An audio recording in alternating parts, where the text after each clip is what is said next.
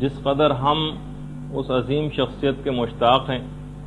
کہ ہماری نگاہیں ان کے دیدار سے ٹھنڈی ہوں، صرف ہم ہی نہیں، ائمہ معصومین علیہم السلام بھی اللہم صلی علی محمد وعلی محمد۔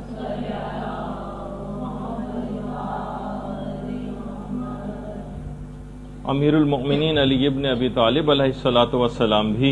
اللہم صلی علی محمد وعلی محمد۔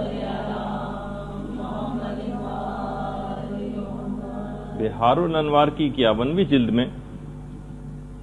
مولا نے ایک سرد آہ کھینچی روایت میں، میں ان سے ملاقات کا کس قدر اشتیاق رکھتا ہوں۔ مولا کائنات ابو الائمہ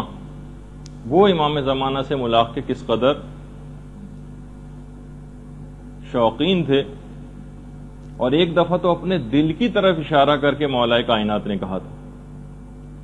اپنے دل کی طرف اشارہ کیا اور ایک آہ بھری کہ میں ان کو دیکھنے کا کس قدر مشتاق ہوں۔ اور کیوں نہ ہو، حقیقت یہ ہے کہ امام زمانہ اتنی عظمت رکھنے والی شخصیت ہے کہ باقاعدہ جیسا کہ آیت اللہ مستنبط نے اپنی کتاب القطرہ کے اندر لکھا ہے کہ حضرت خضر علیہ السلام کو آپ دیکھیے کہ کتنی بڑی قدر و منزلت کے حامل حضرت خضر، کہ حضرت موسیٰ جیسے نبی کی استادی کا شرف ان کو حاصل ہو رہا ہے، لیکن اتنی عظمت رکھنے کے بعد کہ موسیٰ جیسے نبی ان کی شاگردی میں جا رہے ہیں، ہم یہ دیکھتے ہیں کہ حضرت خضر حضرت حجت کے تابع اور ان کی رعیت میں سے۔ اس سے اس بات کا بھی اندازہ ہوتا ہے کہ حضرت حجت کی عظمت کس قدر زیادہ ہے۔ صرف یہی نہیں کہ حضرت حجت کی عظمت، بلکہ ان سے جو منسوب چیزیں ہیں ان کی عظمت کس قدر زیادہ ہے۔ امام سے منسوب جو مسجد جمکران ہے، مسجد جمکران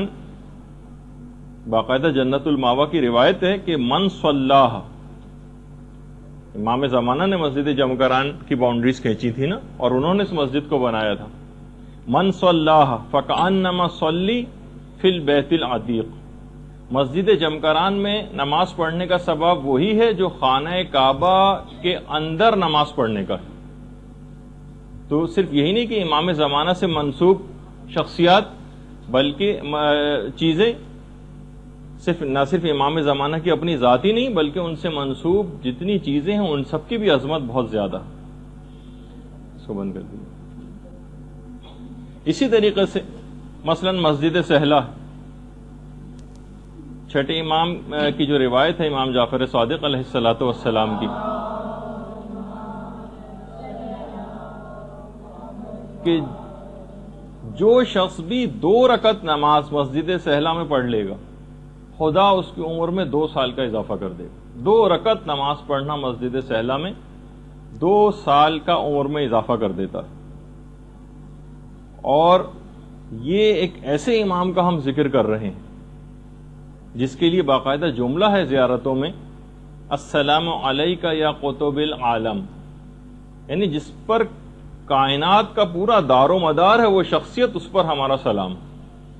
السلام علیک یا امام المسیح، حضرت عیسیٰ کے امام آپ پر ہمارا سلام۔ جو نبی خدا ہیں ان کے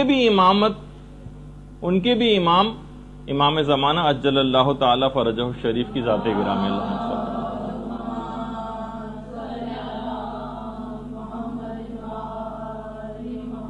تو اب ہم سب اشخاص کی ذمہ داریوں میں سے ایک ذمہ داری ہے کہ ہمیشہ اور مستقل ان کو یاد رکھیں۔ باقاعدہ الگ سے ذمہ داریوں میں ایک چیز ہے کہ امام زمانہ کو مستقل یاد رکھا جائے۔ کچھ پاکیزہ نفوس ایسے ہیں کہ جنہوں نے باقاعدہ امام زمانہ کو اپنے خواب میں دیکھا تھا، جس میں امام زمانہ نے خود فرمایا تھا کہ تمام مومنین عزاداری سید الشہداء کی مجالس میں مصائب سننے کے بعد میرے لیے دعا ضرور کیا کریں۔ باقاعدہ حضرت حجت کا جملہ ہے۔ کہ تمام مومنین مصائب سید الشہداء کو سننے کے بعد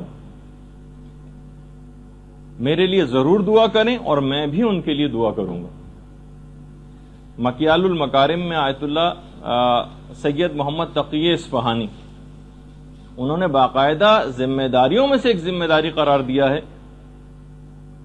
کہ مستقل ایسی مجالس اور محافل کا انعقاد آپ لوگ کیجئے کہ جس میں امام زمانہ کا تذکرہ ہو اور ان کو یاد کیا جائے۔ یہ مستقل ذمہ داریوں میں سے ایک ذمہ داری۔ حضرت حجت خود ان تمام حالات سے جو اس وقت مومنین کے ساتھ جب سے حضرت حجت غائب ہیں تب سے لے کر آج تک پیش آ رہے ہیں، مستقل سخت غمگین اور محزون ہیں۔ شیخ محمد جعفر جوادی ایک عالم گزرے، انہوں نے جب امام زمانہ علیہ السلام کو خواب میں دیکھا تھا تو باقاعدہ امام سے سوال کیا تھا کہ مولا آپ کی اس کیفیت کے متعلق انہوں نے جب سوال کیا تو امام نے ایک جملہ 2 دفعہ فرمایا، میرا دل خون خون ہے، میرا دل خون خون ہے۔ یعنی ان تمام حالات سے خود امام زمانہ شدید غمگین اور محزون ہے۔ آقا سید محمد اسماعیل شرفی ایک اور عالم گزرے ہیں، فرماتے ہیں کہ جب میں عتبات عالیہ کی زیارت سے مشرف ہوا اور حرم امام حسین علیہ الصلوۃ والسلام میں پہنچا، درود بھیج دیجئے محمد علیہ وسلم،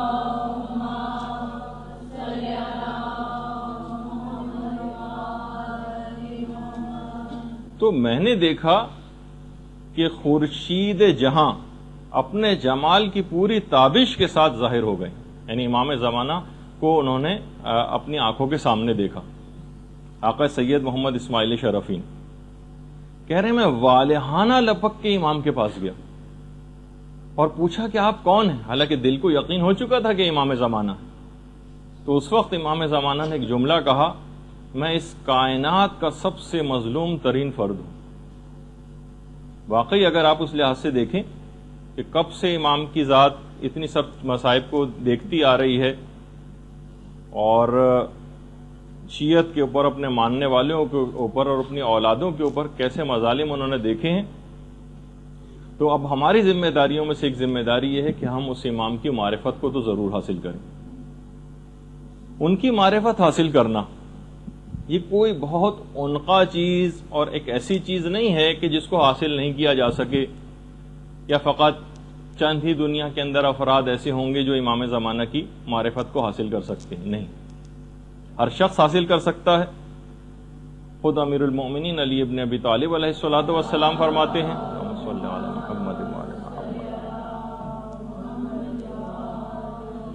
کہ جو شخص بھی جس چیز کی جستجو کرتا ہے اس کو مکمل طور پر پا لیتا ہے یا اس کا کچھ نہ کچھ حصہ تو پا ہی لیتا ہے۔ تو معرفت امام کی جستجو کرنا مکمل حاصل نہ بھی ہو سکی تو کچھ نہ کچھ حصہ تو اس کا ضرور حاصل ہو جائے گا۔ اچھا، اس کے لیے چند اعمال ہیں امام زمانہ کی معرفت کو حاصل کرنے کے لیے۔ امام کے دوسرے نائب خاص محمد ابن عثمان، ایک تو طریقہ انہوں نے بتایا ہے، توجہ الیہ بالزیارہ، یعنی جو شخص بھی آپ کی زیارت جتنی دفعہ پڑھے گا،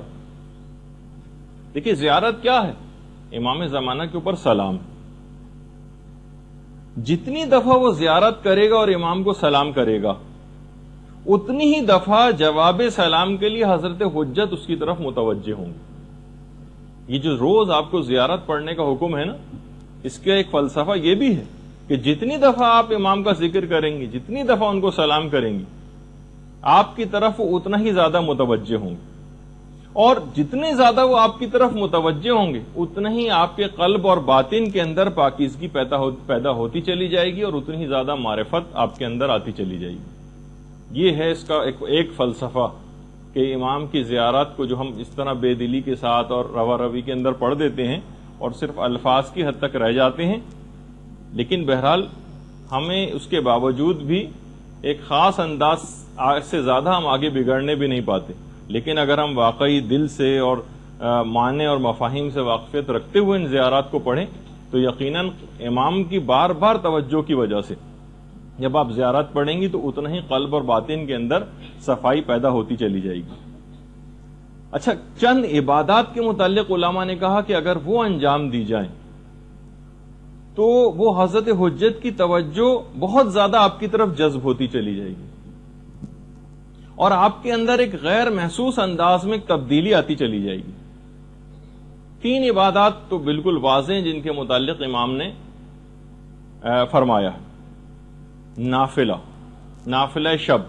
نماز شب کا پڑھنا، جو جتنا زیادہ نماز شب کا پابند ہوتا چلا جائے گا خود بخود امام زمانہ کی ذات گرامی اس کی طرف متوجہ ہوتی چلی جائے گی، اتنی ہی زیادہ ان کی توجہات آپ کی طرف جذب ہوں گی۔ دوسری چیز زیارت جامعہ۔ زیارت جامعہ ایک ایسی چیز ہے کہ یہ بھی امام زمانہ کی توجہ کو آپ کی جانب جذب کرے گی۔ اور تیسری چیز ہے عبادت زیارت عاشورہ۔ محدث نوری نے جو پورا واقعہ جو بہت مشہور ہے، جسے میں ابھی پڑھنا نہیں چاہ رہا کیونکہ آپ لوگوں نے بہت دفعہ سنا وہ بھی ہے، کتابوں میں بھی پڑھا ہوا ہے، سید رشتی کا۔ سید رشتی کا جو واقعہ ہے اس کے اندر امام نے 3 دفعہ ان تینوں عبادات کا خاص طور پر ذکر کیا تھا۔ نافلہ نافلہ نافلہ، یعنی تمہارے لیے لازم ہے کہ تم نماز شب پڑھو۔ جامعہ جامعہ جامعہ، تمہارے لیے ضروری ہے کہ زیارت جامعہ پڑھو۔ عاشورہ عاشورہ عاشورہ، تمہارے لیے لازمی ہے کہ تم زیارت عاشورہ پڑھا کرو۔ اور خود زیارت جامعہ کے متعلق تو امام زمانہ کا اپنا ہی ارشاد گرامی ہے کہ زیارت جامعہ ایک بہت ہی بہترین زیارت ہے، بہترین زیارات میں سے ایک ہے۔ اس کے علاوہ ایک اور عمل ہے کہ جو کہ حضرت حجت کی توجہ کو آپ کی جانب جذب کرے گا، اس کا نام ہے زیارت امین اللہ۔ زیارت امین اللہ وہ زیارت ہے جسے امام زمانہ نے خود پڑھا ہے، تو اس کو پڑھنے کی بہت زیادہ تاکید ہے۔ اور ایک اور بات خاص طور پر معرفت کے سلسلے میں کہ دیکھیے، یہ بھی جملہ ہے امیر المومنین علی ابن ابی طالب علیہ الصلوۃ والسلام کا، اللہم صل علی محمد وعلی باقاعدہ شرح غرر الحکم میں روایت ہے امیر المومنین سے کہ بلند ترین مقامات پر فقط اپنی عادات پر قابو پا کر ہی پہنچا جا سکتا ہے۔ ہم دیکھتے ہیں کہ ہماری بہت ساری عادات،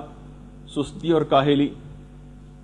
اور خاص طور پر جو سب سے بری عادت جو ہم سب کے اندر موجود ہے چند ایک مستثنیات کو چھوڑ کر، وہ ہے غفلت۔ علماء نے کہا کہ ہر چیز کو بہت سرسری طور پر لینا،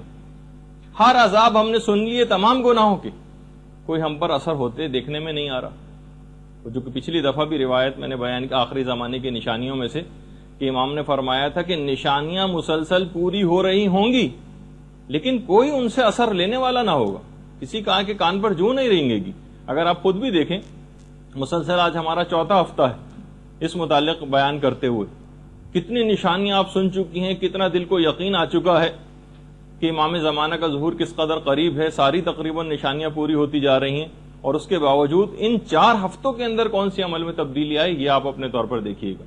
سب سے بڑی جو بری عادت ہے ہماری وہ ہے غفلت، اور مولا نے فرمایا کہ بلند مقامات پر فقط اور فقط اپنی عادات، بری عادات کے اوپر غلبہ پا کر ہی پہنچا جا سکتا۔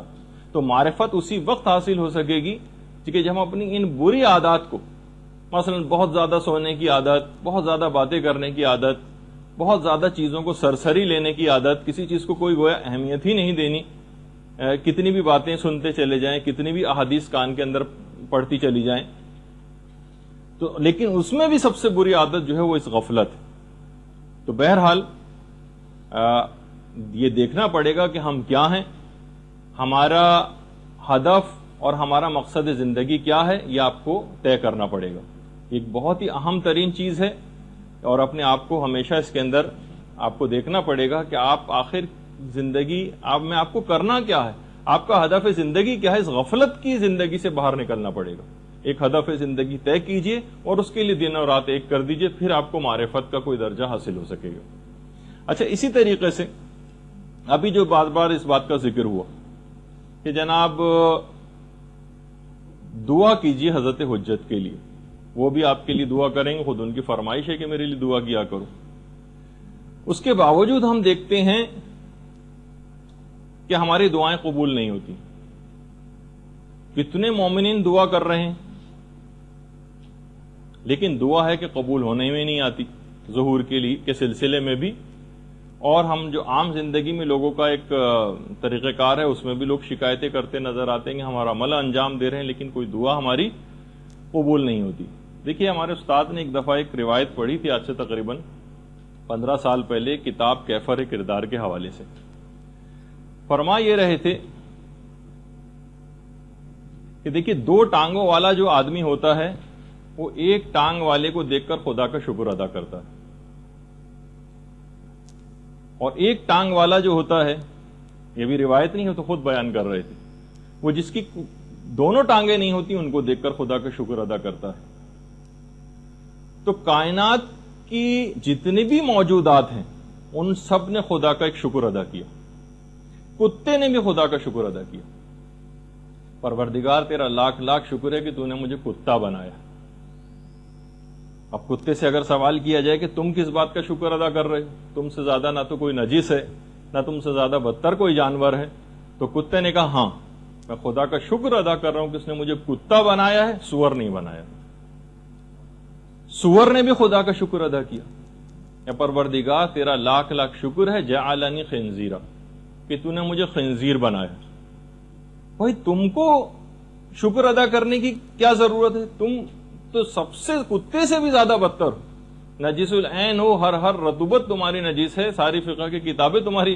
ایک لحاظ سے مذمت میں نجاست کے ذکر سے بھری ہوئی ہیں، تم کس بات کا شکر ادا کر رہے ہو؟ تو خنزیر نے بھی کہا میں اس بات کا شکر ادا کر رہا ہوں کہ پروردگار نے مجھے خنزیر بنایا ہے، بے نمازی نہیں بنایا. اس سے آپ اندازہ لگائیے. تو اب وہ روایت ہمارے استاد نے پیش کی تھی کہ دیکھیے کچھ گروہ ایسے ہیں کہ جو جس جگہ پر موجود ہوں وہاں دعا کبھی قبول نہیں ہوتی. ان میں ایک روایت ہے کہ جس گھر میں کتا موجود ہو وہاں رحمت کے فرشتے نہیں آتے، رحمت کے فرشتے نہیں آتے تو دعا کی قبولیت بھی نہیں ہوتی. جس گھر میں کتا ہو، اور جس گھر میں کتے سے بھی بدتر سور ہو وہاں پہ بھی رحمت کے فرشتے نہیں آئیں گے اور دعا قبول نہیں ہوگی. اور جس گھر میں خنزیر سے بھی بدتر بے نمازی موجود ہو یا گنڈے دار نماز پڑھنے والے ہوں وہاں پر بھی، یعنی ان تمام اعمال جو انجام دیے جاتے ہیں، دعائے کمیل پڑھی جا رہی ہے اور زیارتیں پڑھی جا رہی ہیں، رحمت کے فرشتے خدا کی طرف سے آتے ہیں لیکن ہر طرف سے اس گھر کے دروازے اپنے لیے بند پاتے ہیں، وہاں منڈلاتے ہیں آس پاس اور پھر وہاں سے واپس چلے جاتے ہیں. پروردگار کی رحمت آتی ہے لیکن کچھ وجوہات ایسی ہیں، کچھ گروہ جن میں سے ایک گروہ بے نمازیوں کا بھی، کہ جب کتے کی وجہ سے رحمت کے فرشتے نہیں آتے تو اس سے بھی بدتر خنزیر ہے اور خنزیر سے بھی بدتر بے نمازی. تو کوشش کریں گے گھر میں ایسے افراد، دوسرے الفاظ میں معاشرے کے اندر تبدیلی یا امام اس وقت آئیں گے جب آپ اتنے افراد تو پیدا کر لیں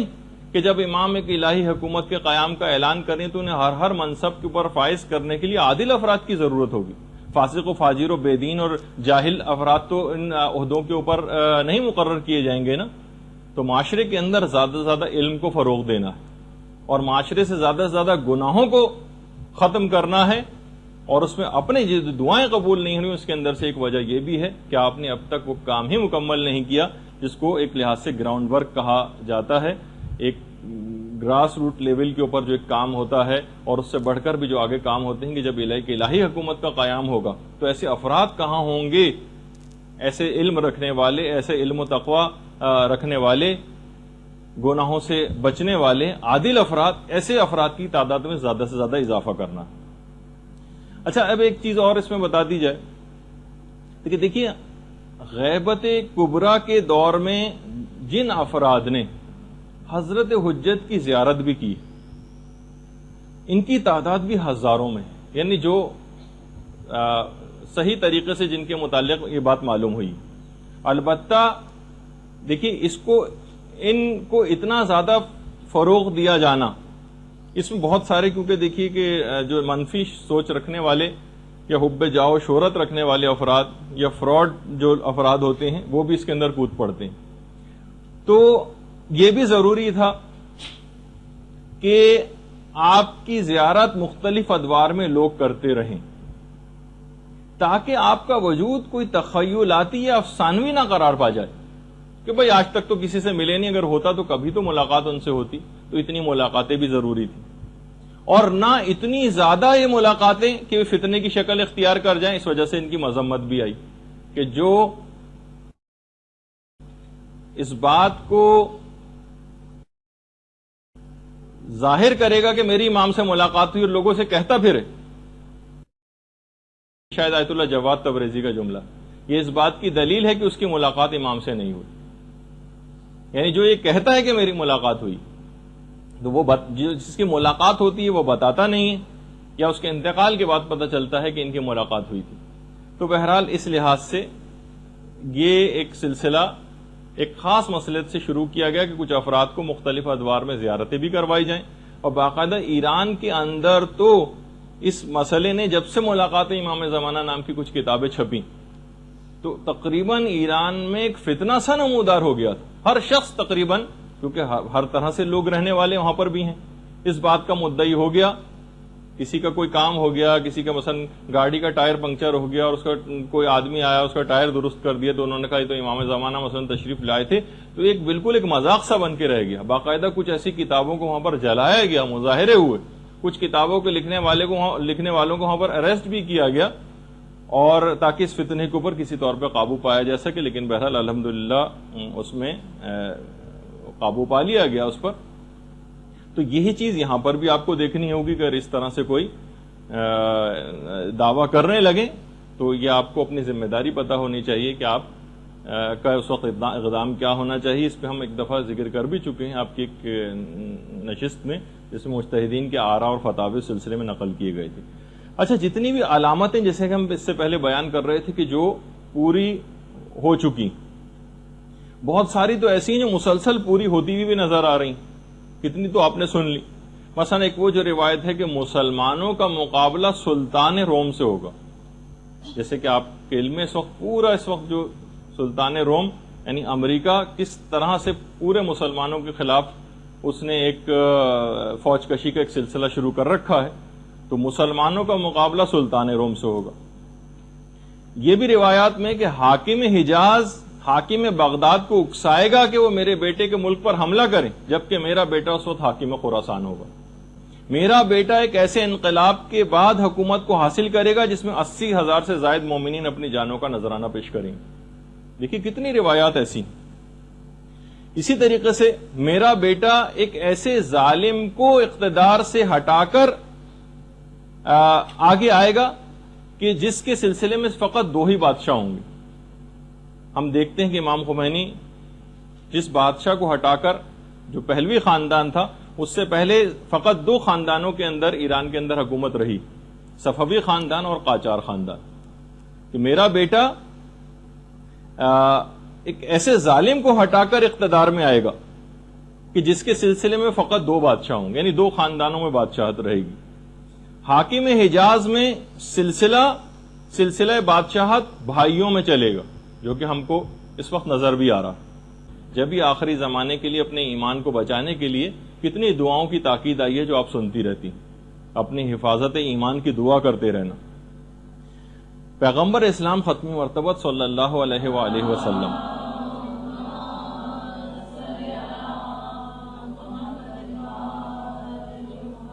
فرماتے ہیں اپنے صحابہ سے، ایک دفعہ پیغمبر نے فرمایا، کیا تم کو پتا ہے کہ سب سے زیادہ قابل تعجب ایمان کس شخص کا ہے؟ کچھ صحابہ نے کہا یا رسول اللہ ملائکہ کا ایمان۔ پیغمبر نے کہا نہیں، وہ تو بہرحال اللہ کی ایک معصوم مخلوق ہے، ان کے ایمان پر تو کوئی تعجب کی بات نہیں۔ لوگوں نے کہا یا رسول اللہ انبیاء کا ایمان۔ پیغمبر اسلام نے کہا نہیں، انبیاء بھی خدا کی معصوم ہستیاں ہیں اور ان کا ایمان کوئی قابل تعجب ایمان نہیں۔ کہا کہ اچھا یا رسول اللہ ہمارا ایمان؟ کہا کہ نہیں، تم تو میرے سامنے موجود ہو، تم مجھے دیکھ بھی رہے ہو، تمہارا ایمان بھی قابل تعجب نہیں۔ کہا کہ یا رسول اللہ پھر آپ ہی فرمائیے کہ کون سے ایسے افراد ہیں جن کا ایمان سب سے زیادہ قابل تعجب؟ کہا آخری زمانے میں آنے والے ان مومنین کا جنہوں نے نہ مجھے دیکھا ہوگا نہ میری اولاد کو، اور میرے آخری فرزند پر ان کا اعتقاد اتنا زیادہ مضبوط ہوگا کہ پہاڑ ٹل جائیں گے مگر ان کا ایمان ختم نہیں ہوگا، اور وہ سفیدی پر سیاہی کو دیکھ کر ایمان لائیں گے، جس کے متعلق علماء نے کہا کہ یعنی امام کو انہوں نے دیکھا نہیں ہوگا لیکن سفیدی پر سیاہی یعنی کاغذ کے اوپر لکھی ہوئی حدیثوں کو پڑھ کر کتابوں کے اندر ایمان لائیں گے۔ تو اس سے آپ اندازہ لگائی کہ بہرحال پیغمبر اسلام نے آخری زمانے میں، ہم ایسے نہیں کہ صرف فقط ہماری مذمت ہی ہوتی رہے، ایمان کے اوپر جو ثابت قدم رہیں گے اور امام کے اوپر مضبوط اپنے اعتقاد کو رکھیں گے، پیغمبر اسلام نے کہا کہ ان لوگوں کا ایمان بہت زیادہ قابل تعجب ہے، جنہوں نے کچھ بھی تو نہیں دیکھا، نہ اماموں کو دیکھا، اور اتنے صدی سے زائد عرصہ گزر گیا اور ہم ہزاروں سال گزر گئے، کئی صدیاں گزر گئیں، لیکن ہم نے تو کسی بھی معصوم ہستی کو اپنی آنکھوں سے نہیں دیکھا، اس کے باوجود ثابت قدمی کے ساتھ رسول کے آخری فرزند پر ایمان رکھنا یہ قابل تعجب بات ہے۔ ایک دفعہ پیغمبر اسلام نے یہ بھی جملہ ارشاد فرمایا کہ اے میرے پروردگار مجھے اپنے بھائیوں سے ملحق کر دے۔ صحابہ نے عرض کیا یا رسول اللہ کیا ہم آپ کے بھائی نہیں؟ کہا کہ نہیں، تم تو میرے دوست ہو، میرے بھائی تو آخری زمانے کے وہ مومنین ہیں جن کا مرتبہ تم سے بھی زیادہ بلند ہے، جن کا مرتبہ تم سے بھی زیادہ بلند ہے۔ انہوں نے کہا یا رسول اللہ ہم نے آپ کے ساتھ جنگیں لڑی ہیں، کتنی قربانیاں دی ہیں۔ کہا کہ نہیں، اس کے باوجود جنگ میں لڑنا، ساتھ رہنا تو آسان ہے، البتہ آخری زمانے میں آگ کو ہاتھ پر کھڑے رہنا، لے کر رہنا آسان ہوگا، جبکہ اپنے ایمان کو بچانا بہت زیادہ مشکل ہو جائے گا۔ تو پیغمبر نے باقاعدہ کہ مجھے میرے بھائیوں کے ساتھ ملحق کر دے، یہ جو ہماری پوری ایک نسل چل رہی ہے، اس کے متعلق پیغمبر اسلام نے جملہ ارشاد فرمایا اور کہا کہ وہ آخری زمانے میں آنے والے مومنین جو ثابت قدمی کے ساتھ رہیں گے، یہ اس زمانے کے صحابہ سے بھی زیادہ بلند مرتبے کے اوپر فائز ہو جائیں گے۔ اچھا، اب ایک بیچ میں اس لحاظ سے ایک بات آ گئی کہ مزید تفصیل میں اس سے پہلے جائیں، کچھ ایک آدھ چھوٹے چھوٹے سوالات تھے آپ لوگوں کے جو بیچ میں، بس اس کو 2-1 منٹ میں فارغ کر کے پھر اپنے موضوع پر۔ ایک تو یہ پوچھا گیا تھا کہ جناب یہ جو انتینا والی جو روایت آپ نے سنائی تھی اس کا حوالہ کیا ہے؟ اس میں نے خیر حوالہ بھی بتایا تھا اس وقت، لیکن بہرحال جو کتاب کا نام ہے التشریف بالمنن المعروف بالملاحم والفتن، کتاب کا نام ہے التشریف بالمنن المعروف بالملاحم والفتن، سید ابن طاؤس کی لکھی ہوئی کتاب ہے، اس کے اندر وہ روایت موجود ہے۔ اسی طریقے سے یہ بھی پوچھا گیا کہ وہ جو اوتاد و ابدال، نجبا اور اخیار اور صالحین کے متعلق جو روایت بیان ہوئی تھی کہ ہر زمانے میں ہوتے ہیں اور امام کے ساتھ بھی ہیں، اس کا ریفرنس کیا ہے؟ تو اس میں بھی شیخ ابراہیم عاملی کفمی، جنہوں نے اپنی کتاب مصباح کے اندر اس روایت کو نقل کیا۔ اچھا، اتنا بتا دوں کہ دیکھیے مصباح کتاب ویسے بہت ساری ہیں، صرف مصباح کے نام کی جو کتاب ہے وہ شیخ کفمی کی کتاب ہے، اور اس کے علاوہ مصباح الزائر کے نام سے ایک اور کتاب ہے، سید ابن طاؤس کی کتاب مصباح الزائر۔ اچھا، اسی کے علاوہ شیخ طوسی کی ایک اور کتاب بھی مصباح المتحجد جس کا نام ہے۔ تو بہرحال اس نام سے مختلف کتابیں، لیکن فقط جو مصباح کتاب ہے وہ شیخ کفمی کی، جس کے اندر یہ والی روایت ہے۔ پھر وہ ایک سوال تھا کہ اس کا حوالہ بھی بتا دیجیے، اینما تکونوا یات بکم اللہ جمیعا، فاستبقوا الخیرات، نیکیوں میں سبقت کرو، تم ادھر ادھر بھی دنیا میں کہیں بھی موجود ہوں گے تو خدا ایک جگہ پر جمع کر دے گا۔ وہ بھی سورہ بقرہ کی آیت نمبر 148۔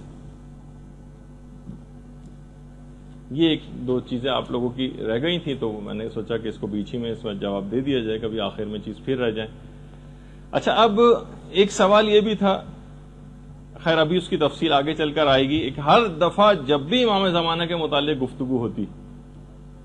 ایک چیز ضرور بھی ضرور ہر جگہ پوچھی جاتی علماء سے، کہیں کوئی بھی اس موضوع پر خطاب کرے کہ امام زمانہ جب آئیں گے تو کیا تلوار سے جنگ ہوگی یا اس زمانے میں جو سپر لیٹسٹ قسم کے ہتھیار ہوں۔ تو بہرحال اس میں خیر مختلف چیزیں ہیں، اب اس کی تو بحث میں ہمیں نہیں جانا، لیکن رجحان علماء سب کا یہی ہے کہ نہیں، اس زمانے میں جو سپر لیٹسٹ طریقے جو بھی اختیار اس زمانے میں ہوں گے اس سے بھی بڑھ کر بلکہ امام اختیار کریں گے کہ اس زمانے کا انسان اتنا زیادہ ترقی یافتہ ہو چکے گا کہ وہ اپنے سے بہترین کوئی ٹیکنالوجی کوئی دیکھے گا تو ہی مروب ہوگا اور ایمان کو قبول کرے گا. یعنی اس کو اسی وقت یقین آئے گا جب وہ اپنے سے بہتر کسی چیز کے اندر وہ دیکھے گا کہ نہیں یہ تو ان کے پاس تو ہمارے سے بھی بہتر ایک چیز ہے. بلکہ علماء کا کہنا ہے کہ پہلے زمانوں کی نسبت آج کل کے دور میں تو ظہور امام زیادہ سے زیادہ سمجھ میں آ رہا ہے کہ واقعی آج کے دور میں اگر ظہور امام ہو جائے. باقاعدہ ہمارے استادی سے ایک دفعہ ہم سب لوگ بیٹھے پوچھ رہے تھے تو انہوں نے یہ جملہ کہا تھا کہ آج کل کے دور میں زیادہ ظہور آسان ہے. پہلے زمانے میں تو جناب یہ تھا تلوار کا دور تھا اور معجزات تو اگر دکھاتے تو امام ایک الگ بات ہوتی. لیکن آج ہم دیکھتے ہیں کہ پورا کا پورا کمپیوٹرائز دور ہے. اگر بالفرض آج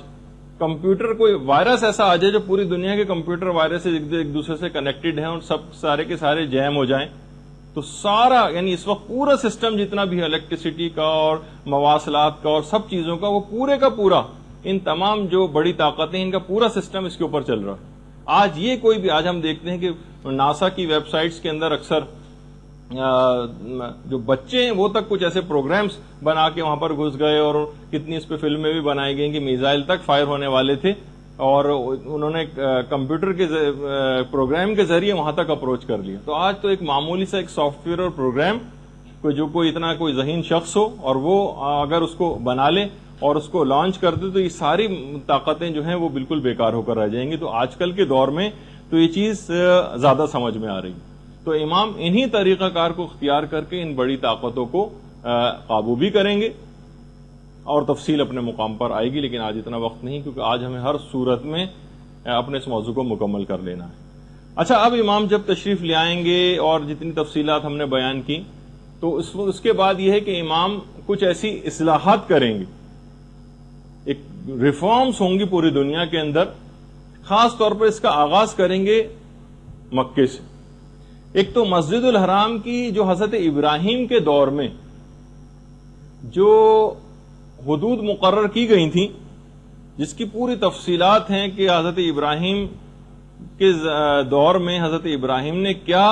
حرم کی حدود مقرر کی تھیں, وہ ملا یا حضر الفقیم شیخ صدوق نے لکھی. ہم وہ تو ابھی بیان نہیں کر رہے, لیکن بہرحال یہ کہ مقام طواف وہ بہت زیادہ وسیع ہو جائے گا, بہت زیادہ وسیع ہو جائے گا مقام طواف, کیونکہ اس حد تک جب حضرت حجت کا ظہور ہو جائے گا تو پوری دنیا سے اتنی بڑی تعداد کے اندر لوگ حج و عمرہ و زیارات کے لیے پہنچا کریں گے کہ بے پناہ رش کا اضافہ ہو جائے گا وہاں پر. اچھا, مقام ابراہیم کو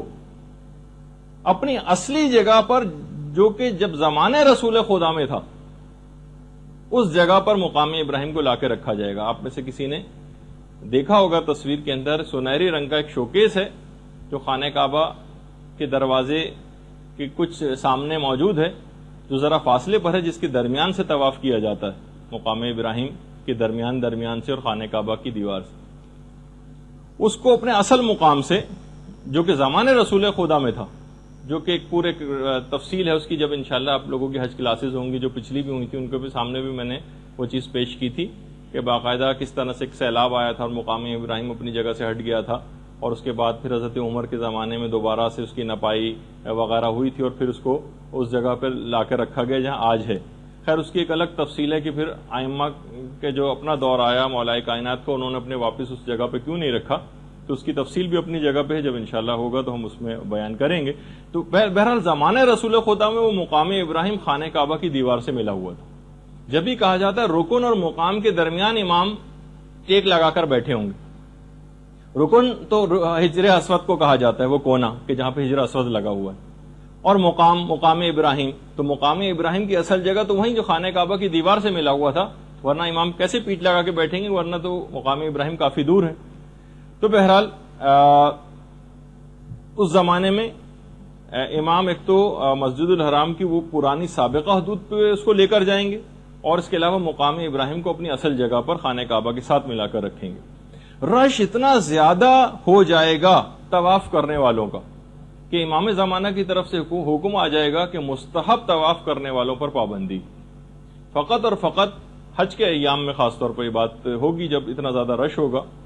کہ ظاہر ہے کہ جو واجب طواف کرنے والے ہیں کہیں اس سے رہ نہ جائیں تو مستحب طواف کرنے کے اوپر پابندی لگا دی جائے گی۔ اسی طریقے سے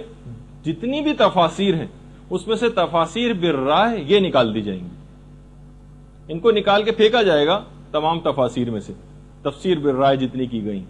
تقریباً علماء نے کہا کہ رجال کی جتنی بھی کتب ہیں اس سے انسان بے نیاز ہو جائے گا، تمام قیاسی مسائل دفن ہو جائیں گے، فلسفے کے جتنی بھی فضول مباحث ہیں وہ سب ختم ہو کے رہ جائیں گے، اور تہذیب و ثقافت کے نام پر جو ایک مادر پدر آزادی کا جو تصور ہے یہ بھی امام زمانہ کی آمد کے بعد بالکل ختم ہو جائے گا۔ جتنے مسالک ہیں مسلک یہ سارے ختم ہو جائیں گے اور سب کے سب لوگ مومن کہلائیں گے۔ اچھا، اس زمانے میں جو ایک پوری تفصیل ہے کہ ہوگا کیا امام کے دور میں، جو افراد بے گھر ہوں گے ان کے متعلق یہ ہے کہ باقاعدہ امام کی طرف سے ایک اجازت عام ہوگی، جس کو جہاں جگہ ملے وہ قوانین کا احترام کرتے ہوئے اس جگہ پہ اپنے مکان کو بنا لے، اور جو مکان بنانے کی طاقت نہیں رکھتا ہوگا اس کے متعلق پھر یہ ہے کہ امام کی جو حکومت اسلامی ہوگی، عالمی حکومت، وہ خود ایسے افراد کو مکان بنا کر مہیا کرے گی۔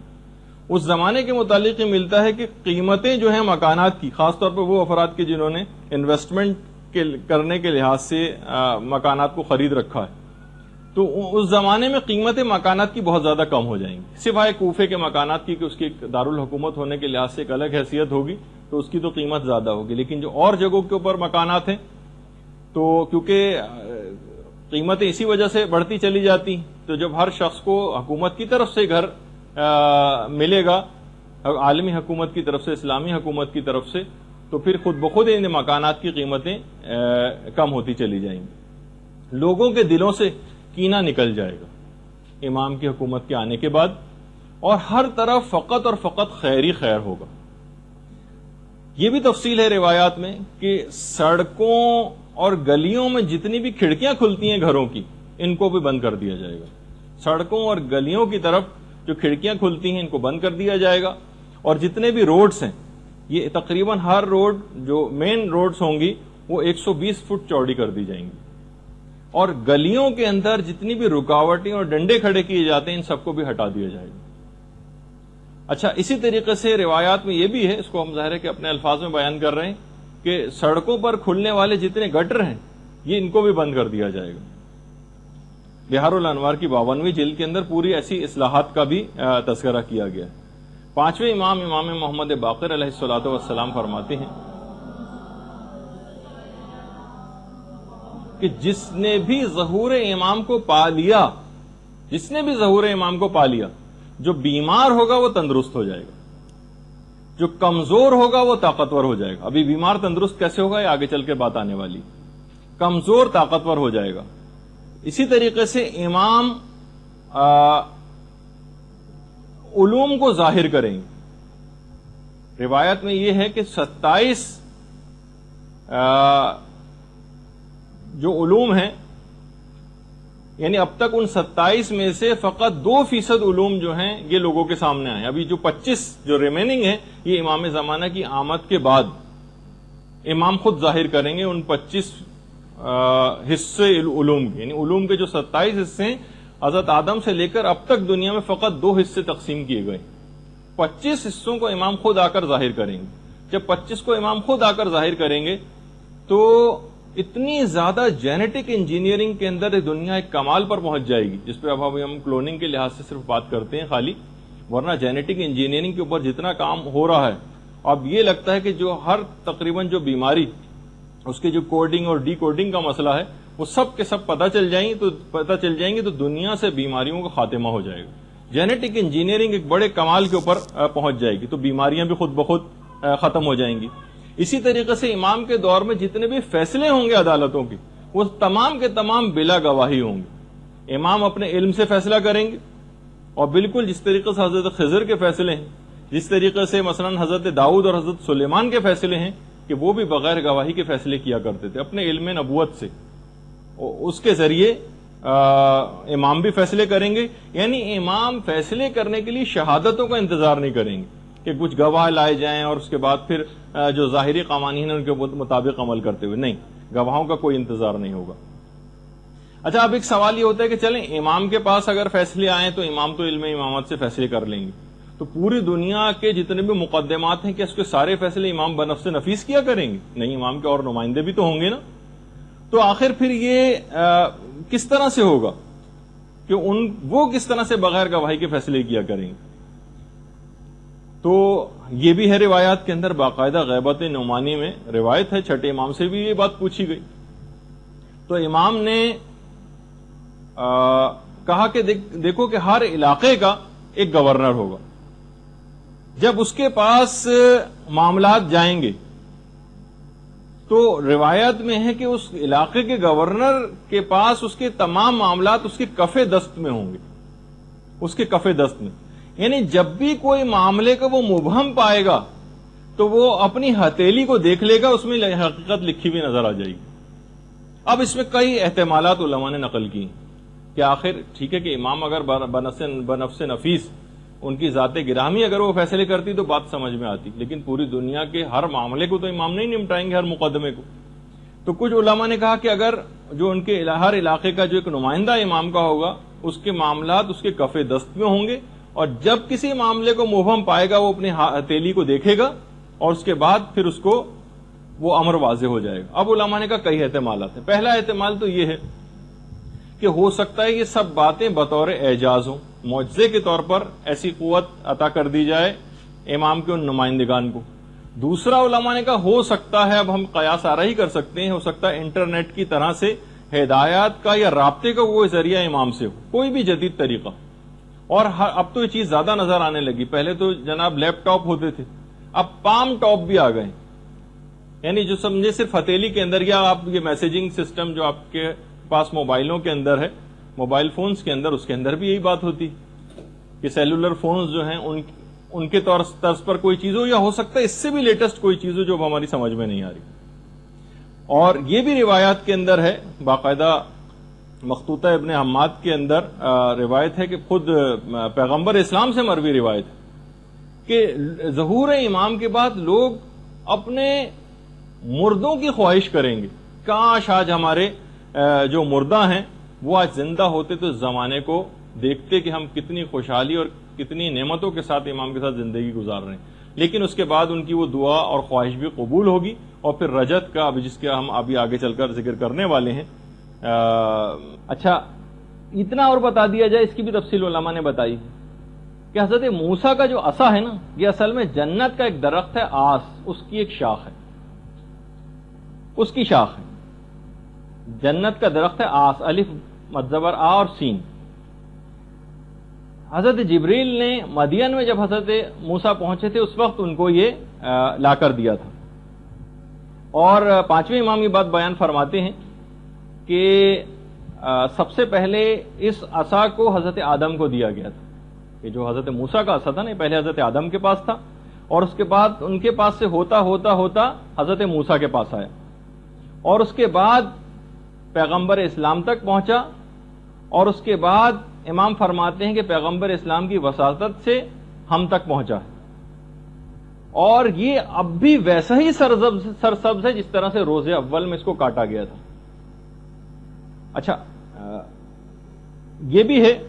چھٹے امام بیان فرماتے ہیں، ایک راوی ہے یعقوب سے،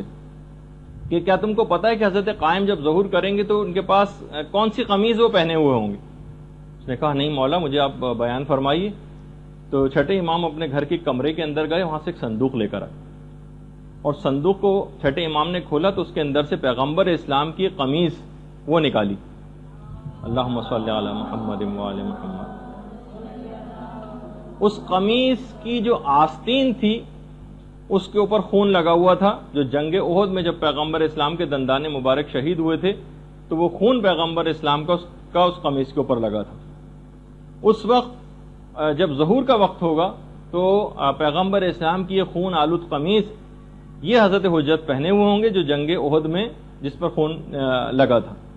راوی کہتا ہے یعقوب کہ میں نے اس قمیض کو لیا، اس کو بوسہ دیا،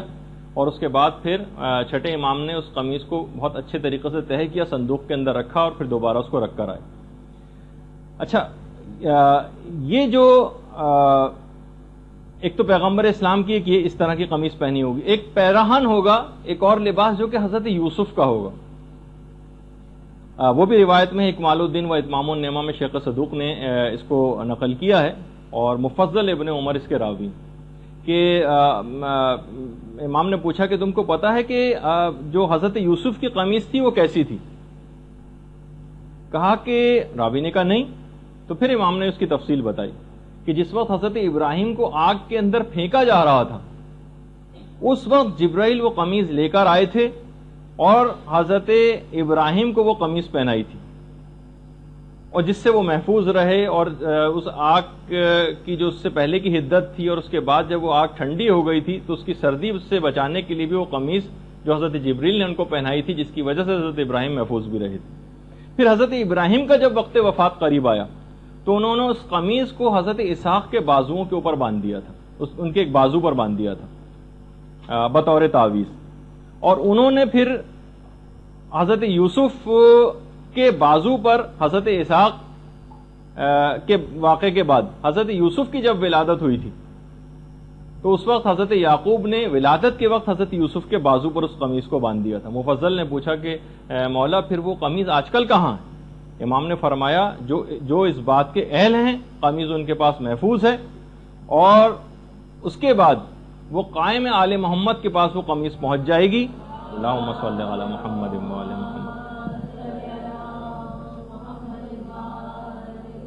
اور اس بات کا یقین رکھو کہ جو کچھ بھی انبیاء ما سلف کے پاس تھا وہ سب کا سب حضرت حجت کے پاس ہے. اور باقاعدہ جو شیخ حر عاملی ہیں انہوں نے اثبات الہدات میں اس بات کو لکھا ہے، جو مولا کائنات کی بھی روایت ہے کہ جب حضرت خاتم تشریف لائیں گے تو ان کے پاؤں میں حضرت شیس علیہ السلام کی نالین مبارک ہوگی. اچھا، اب خواتین کے کردار کے حوالے سے بھی پچھلی دفعہ بات ہوئی تھی. اس میں نے بہرحال دو الگ الگ روایتیں، ایک روایت میں 50 خواتین کا تذکرہ ہے جو شاید پچھلی دفعہ بھی میں نے بتایا تھا، لیکن ایک اور روایت میں 13 خواتین کا تذکرہ بھی آیا ہے. اور اس بات الہدات میں شیخ حر عاملی نے وہ والی روایت لکھی کہ جس میں کہا گیا کہ جو کام زمانے رسول خدا میں عورتیں انجام دیا کرتی تھیں وہی زمانے حضرت حجت میں بھی انجام دیں گی. اور دیگر جتنی بھی حکومتیں اس وقت ہوں گی جو باطل حکومتیں ہیں، پانچویں امام یہ فرماتے ہیں کہ امام کے قیام کے بعد جتنی باطل حکومتیں یہ ساری کی ساری معدوم ہو جائیں گی، ختم ہو جائیں گی. باقاعدہ منتخب الاثر میں آیت اللہ صافی گلپائگانی نے بھی ان روایات کو لکھا ہے. اچھا، اس کے علاوہ جیسے کہ ابھی آپ نے سنا کہ جو مختلف وہ ہوں گی کہ 120 فٹ یا 60 ہاتھ کے قریب روڈ چوڑی ہو جائیں گی، بلکہ روایت میں یہاں تک ہے کہ اس قدر روڈز بنانے میں امام کا اہتمام اس قدر ہوگا کہ اس کے راستے میں اگر کوئی مسجد بھی آئی، کیونکہ بہت ساری ایسی جگہوں پر بھی مسجدیں قائم ہو جاتی ہیں جو غصبی زمینیں ہوتی ہیں، کوئی مسجد بھی آئی تو اس کا بھی خیال نہیں کیا جائے گا اور اس مسجد کو بھی گرایا جائے گا. اور خاص طور پر جو پیدل چلنے والوں کے لیے پیڈسٹرین اسٹریٹس جو ہوتی ہیں وہ تعمیر کی جائیں گی. اور مساجد کی جتنی بھی ظاہری زیب و زینت ہے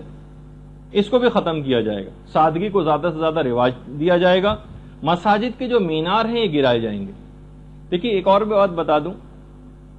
خاص طور پر جب ہم اعتکاف کے مسائل بیان ہوتے ہیں تو اس وقت مسجد کی حدود کیا ہے جس کے اندر ایک معتکف کو رہنا ہوتا ہے، تو اس وقت یہ والی بحث آتی ہے کہ مثلا مسجد کی جو چھت ہے وہ مسجد میں آتی ہے یا نہیں آتی. مسجد کے جو مینار ہیں اس پہ اگر کوئی معتکف چڑھ جائے تو وہ مسجد سے باہر تو نہیں چلا جائے گا. یا مسجد کی جو محراب ہوتی ہے، دیکھیے اسلامک آرکیٹیکچر میں آج کل مینار، محراب یہ ایک باقاعدہ حیثیت اختیار کر گئی اور لوگ اس کو سمجھتے ہیں کہ شاید یہ کوئی اسلامی چیز ہے. ٹھیک ہے، کوئی حرام تو نہیں ہے بہرحال محراب بنانا، لیکن مساجد کے اندر جو محراب جہاں پہ پیش امام کھڑا ہوتا ہے اور اس کے آگے ایک دروازہ ہوتا ہے، یہ اصل میں ظالم بادشاہوں نے ایک سلسلہ قائم کیا تھا جن کو اپنے اوپر دوران نماز حملوں کا خطرہ ہوتا تھا کہ کبھی ایسی صورتحال پیش آ جائے تو وہ دروازے سے آگے کے دروازے سے نکل کر باہر چلے جائیں. تو اس وقت یہ چیز آتی ہے کہ کوئی شخص مسجد کی محراب میں چلا جائے، مسجد کے مینار پر چڑھ جائے یا مسجد کی چھت پر چلا جائے تو وہ مسجد میں شمار ہوگا یا نہیں ہوگا، ایک بحث ہے. تو بہرحال مساجد کے جتنے مینار ہیں یہ گرا دیے جائیں گے. اور عقلی سطح اتنی زیادہ اس زمانے کے لوگوں کی بلند ہو جائے گی کیونکہ امام باقی جو 25 حصے ہیں علوم کے ان کو ظاہر کریں گے کہ گھر کی جو پردہ نشین عورتیں ہیں یہ مقدمات کے فیصلے کیا کریں گی، اور یہ تمام علوم جو ہیں یہ لوگوں کے اوپر تقسیم کیے جائیں گے، لوگ بالکل کامل الایمان ہو جائیں گے، اور جیسے کہ میں نے ابھی آپ سے ذکر کیا کہ دل جو ہیں وہ کینے سے خالی بھی ہو جائیں گے۔ علامہ امینی نے باقاعدہ اس کو لکھا ہے۔ اس زمانے میں جب حضرت حجت کی حکومت قائم ہوگی تو روایات میں یہ بھی ملتا ہے کہ اس زمانے میں جو خرید و فروخت ہوا کرے گی وہ کرنسی نوٹ کے بجائے درود کے ذریعے ہوگی۔ اللہم صل علی محمد وعلی محمد۔ جس چیز کی جتنی قیمت ہوگی اس کے مطابق اس کو درود پڑھنا ہوگا اور وہ چیز وہ خرید سکے گا۔ باقاعدہ اس کا ایک تجربہ ایران عراق جنگ کے موقع پر کیا بھی جا چکا ہے، جب ایک صلواتی ہوٹل کے نام سے باقاعدہ قائم کیا گیا تھا کہ وہ کسی مجاہد کو جب کسی چیز کی ضرورت پیش آتی تھی تو وہ اتنی دفعہ چیز کو پڑھتا تھا، کھانے وغیرہ کی چیز، اور وہ درود پڑھ کے وہ چیز وہاں سے لے جاتا تھا۔ باقاعدہ اس کا تجربہ بھی ہو کے دیکھا جا چکا ہے۔ اچھا، اسی طریقے سے ہر شخص کی زبان پر ایک جملہ ہوگا حضرت حجت کے دور میں، اتنی زیادہ خدا کی نعمتیں دیکھیں گے کہ ہر ایک کی زبان پر بار بار یہ جملہ آئے گا، الحمدللہ رب العالمین، الحمدللہ رب العالمین، یہ ہر شخص کی زبان پر جاری ہو جائے گا۔ اسی طریقے سے اس زمانے میں جیسے ابھی اس کا ذکر ہوا کہ بیماریاں ختم ہو جائیں گی، جس کی جب بیماریاں ختم ہو جائیں گی تو ہر شخص کی عمر اتنی زیادہ طویل ہو جائے گی، روایات میں کہ ہر شخص اپنی 1,000 کے قریب اولادیں دیکھے گا، 1,000 وہ اپنی اولادیں دیکھ سکے گا، اتنی زیادہ اس زمانے میں، کیونکہ بالکل بیماریاں ہی ختم ہو جائیں گی تو عمریں بہت زیادہ طویل ہو جائیں گی۔ اور جو عقلوں کی جہاں تک بات آئی ہے، یہ بھی روایات کے اندر ہے کہ حضرت حجت مومنین کے سروں کے اوپر اپنے ہاتھ کو رکھیں گے جس سے ان کی عقلیں کامل ہو جائیں گی، اور ہر شخص تقریباً 40 افراد کے برابر جو ہے وہ طاقت کو حاصل کرے گا۔ خود حضرت حجت کی جو جسمانی طاقت ہے اس کے متعلق بھی روایت میں بڑا تذکرہ آیا ہے کہ ابھی وہ میں بتاتا ہوں، لیکن عام مومنین کے حوالے سے بھی کہ ان کے دل بہت زیادہ مضبوط ہو جائیں گے، جو کام ان کے ماننے والے شروع کریں گے جب تک اس کو ختم نہ کر لیں گے جب تک چین سے نہیں بیٹھیں گے۔ حضرت حجت کی بھی جو ظاہری طاقت ہوگی، یعنی جو عام جسمانی طاقت ہوگی کہ بڑے سے بڑے درخت کو ایک ہاتھ سے اکھاڑ کر پھینک دیں گے، پہاڑوں میں جا کر اگر حضرت حجت آواز دیں زور سے تو پہاڑوں کے پتھر ٹوٹ کے گرنے لگیں گے۔ یعنی اگر آپ دیکھیں واقعی روایات کے اندر، پھر باقاعدہ مفضل نے چھٹے امام سے ایک روایت بھی نقل کی کہ جس میں امام نے فرمایا کہ آپ کے حضرت حجت کے دور میں باقاعدہ اعلان ہو جائے گا کہ جس شخص کے ذمے بھی اگر کوئی قرض موجود ہے، جس کے بھی ذمے اگر کوئی قرض ہے تو وہ ہمارے پاس آئے، چاہے اس کا رائی کے دانے کے برابر قرضہ ہو یا ایک پہاڑ کے برابر، اس کا قرض حضرت حجت خود ادا کریں گے۔ اچھا، اسی طریقے سے خود حضرت حجت کا جو رہن سہن اس دور کے اندر ہوگا، روایت میں یہ بھی ہے، 8ویں امام سے روایت ہے، امام علی رضا علیہ الصلوۃ والسلام سے،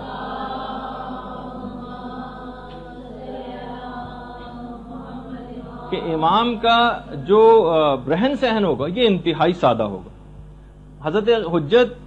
حضرت قائم کا لباس بہت ہی معمولی اور کھردرا ہوگا، اور غذا انتہائی کم قیمت اور سادہ۔ آیت اللہ صافی گل پائیگانی نے منتخب الاثر میں بھی اس کی تفصیل لکھی۔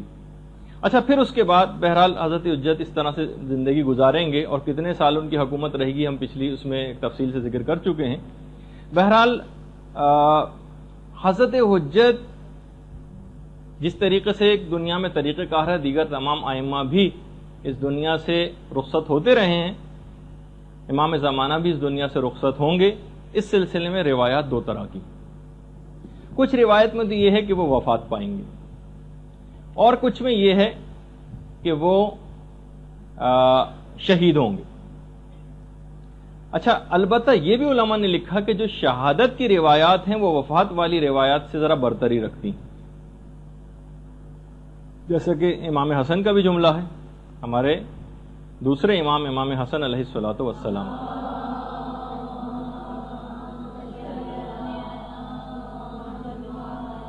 کہ ہم تمام امام یا تو زہر سے قتل ہوں گے یا پھر شہید ہوں گے۔ روایات میں یہ ہے کہ جب 70 سال تقریباً پورے ہو جائیں گے تو قبیلہ بنی تمیم کی ایک عورت جس کا نام سعیدہ ہوگا، سین عین یہ دال ہے، سعیدہ، یہ ایک درخت کے اوپر بیٹھی ہوگی بہت بڑا سا پتھر لے کے، اور جب حضرت حجت وہاں سے گزریں گے تو ان کے اوپر اس پتھر کو پھینکے گی، جس کے نتیجے میں حضرت حجت شہید ہو جائیں گے۔ روایات میں بھی کہ اس عورت کی جو شکل و صورت ہے اس کی ظاہری حالت مردوں کی طرح سے اس کی داڑھی ہوگی اس عورت کی۔ اچھا، لیکن یہ والی جو روایت ہے، اچھا ابھی کچھ ہی عرصے پہلے ایک بات بڑی مشہور بھی ہوئی تھی آیت اللہ بہجت کے حوالے سے، کہ جب وہ زارو قطار رو رہے تھے اور لوگوں نے اسے دریافت کیا تھا تو لوگ کہتے ہیں کہ انہوں نے اپنے گریے کا وجہ بیان کی کہ وہ عورت پیدا ہو چکی ہے جو حضرت حجت کو شہید کرے گی۔ اب بہت ساری جب ہم نے اس کا ویسے جب اس کی تحقیق کی اور وہاں کے علماء قوم سے پوچھا تو اکثر نے تو کہا کہ حضرت آیت اللہ بہجت کے حوالے سے جو باتیں ہم کراچی سے سنتے ہیں وہ خود ہم حضرت بہجت کے سامنے رہتے بھی ہم کو سنائی نہیں دیتی، کہ بعض اوقات اس قسم کی باتیں کہ ہمیں وہاں سے سننے میں آتی ہیں کہ یہ حضرت آیت اللہ بہجت نے یہ بات کہی یا انہوں نے یہ عمل کیا ہے، یہ ہمیں وہاں سے پتہ چلتا ہے کراچی سے۔ تو بہرحال بعض اوقات بہت سی چیزیں اس طرح کی مشہور ہو جاتی ہیں جو پھر پھیلتی چلی جاتی ہیں معاشرے کے اندر۔ اب میں اس روایت کا پہلے بتا دیتا ہوں۔ اب یہ والی بھی جو روایت ہے اس کے متعلق سید محمد صدر جو ہیں انہوں نے تاریخ بعد الظہور ایک کتاب لکھی ہے، اس کے اندر بھی اس بات کو کہا ہے کہ یہ جو روایت ہے اصل میں یہ الزام الناصب میں سید علی حائری یزدی علامہ یزدی نے نقل کی، اور روایت بھی اس طرح سے نقل نہیں کی بلکہ کہا کہ روایت میں اس طرح سے آئے، نہ انہوں نے کوئی حوالہ لکھا ہے اس روایت کا، نہ کس کتاب کے اندر ہے یہ روایت عورت کے ذریعے امام زمانہ کی شہادت کی، تو یہ ناقابل اعتبار یہ روایت ہے۔ تو لیکن بہرحال جو چیز بالکل یقینی ہے وہ یہ ہے کہ بہرحال کی شہادت کی روایت، اب یہ والی روایت اگرچہ ضعیف ہے لیکن امام کسی بھی اور وجہ سے جس کا تذکرہ معتبر روایت سے ثابت نہیں ہے، ہو سکتا ہے کہ امام شہید ہوں یا وفات پائیں، لیکن علماء نے کہا کہ وفات اور شہادت کی جو روایتیں ہیں اس میں شہادت کی روایت ذرا زیادہ برتری رکھتی ہیں۔ اچھا، پھر اس کے بعد جب امام بہرحال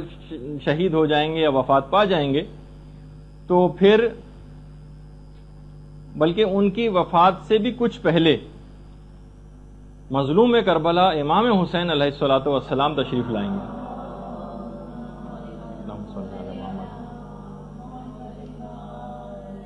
امام کو سوائے امام کے کوئی غسل نہیں دے سکتا۔ تو روایات میں یہ ہے کہ امام حسین یہ جن کی رجت ہوگی جس کا بھی ہم تذکرہ کرنے والے ہیں، سب سے پہلی رجت امام حسین علیہ السلام کی ہوگی جو تمام شہدائے کربلا اور 70 انبیاء کے ساتھ تشریف لائیں گے دوبارہ۔ اس وقت حضرت خاتم، حضرت حجت، حضرت قائم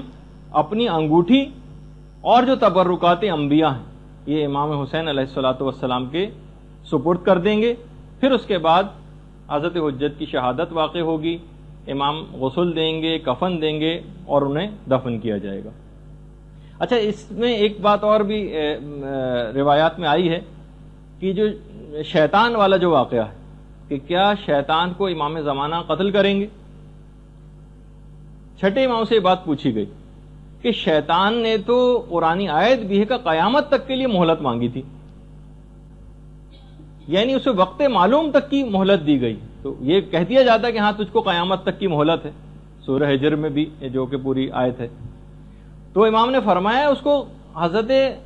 قائم کے قیام تک کی مہلت دی گئی، امام کے پاس پھر جب اس کا آخری وقت قریب آ جائے گا شیطان کا تو امام کے پاس وہ زانوں کے بل چلتا ہوا مسجد کوفہ میں شیطان آئے گا اور اس وقت ایک جملہ کہے گا، ہائے میری بد نصیبی، یہ روایت کا جملہ ہے، اور پھر اس کے بعد امام اس کے پیشانی کے بالوں سے اس کو پکڑ کر اس کی گردن کو کاٹ دیں گے،